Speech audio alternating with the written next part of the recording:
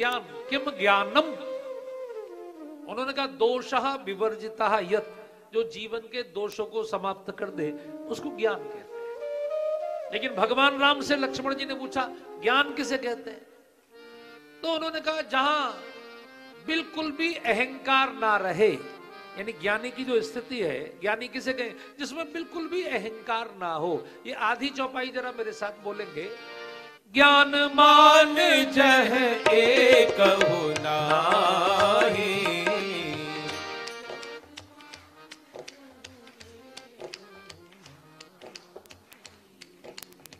आधी और बोल दीजिए।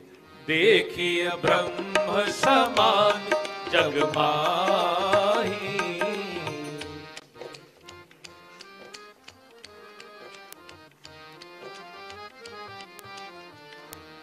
एक लाइन में भगवान ने ज्ञान समझा दिया। उन्होंने कहा ज्ञान वो है जहां बिल्कुल भी मान नहीं है, और जो सब में एक ही परमात्मा को देखते हैं। ये तो आपको समझ में आ गया होगा। लेकिन मान, व्हाट इज मान? मान के भी तीन प्रकार हैं।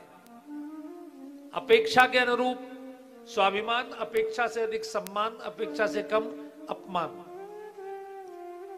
दुनिया में जितने भी प्राणी हैं सबके अंदर भगवान ने every person as a meter and a bowl, सबके अंदर एक मीटर दिया है और एक कटोरा दिया है। मीटर से हम नापते हैं, कटोरे में मांगते हैं। मधुमक्खी उसी वृक्ष पर जाएगी जहां जिस फूल में रस होगा। गाय उसी घर पर जाएगी जहां रोटी मिलने का।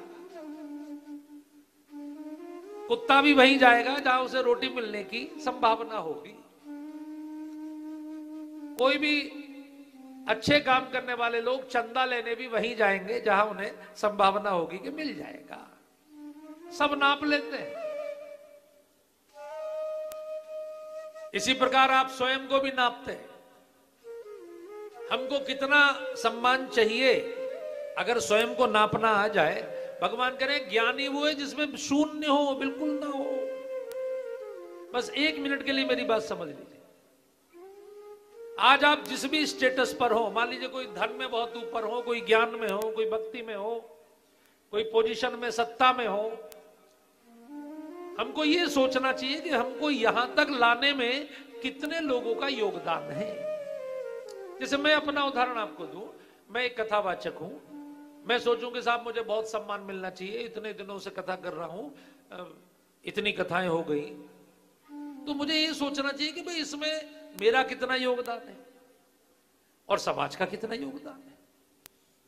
अगर मुझे अच्छे माता पिता ना मिले होते, अगर मुझे अच्छे गुरु ना मिले होते, अच्छे मित्र ना मिले होते, अगर गोस्वामी जी ने मानस ना लिखी होती, और अगर आपने कथा का आयोजन ना किया होता, जितनी कथाएं हुई हमने थोड़ी की, किसी ने आयोजित की तब हमने जाके सुनाई, इसमें हमारा क्या। तो जब आप सबका योगदान, कोई दुकानदार है, कोई बहुत धनी है, तो भाई कितना योगदान होता है सबका उसमें। लेकिन इससे भी एक कदम आगे भगवान कह रहे शून्य चाहिए, कैसे होगा? बोले आप सोचिए, ये जो माता पिता मिले ये किसने तय किए, और ये भारत की भूमि में जन्म हुआ ये किसने तय किया? मान लीजिए हमारा जन्म चाइना में हो जाता तो क्या क्या खा रहे होते उल्टा सीधा।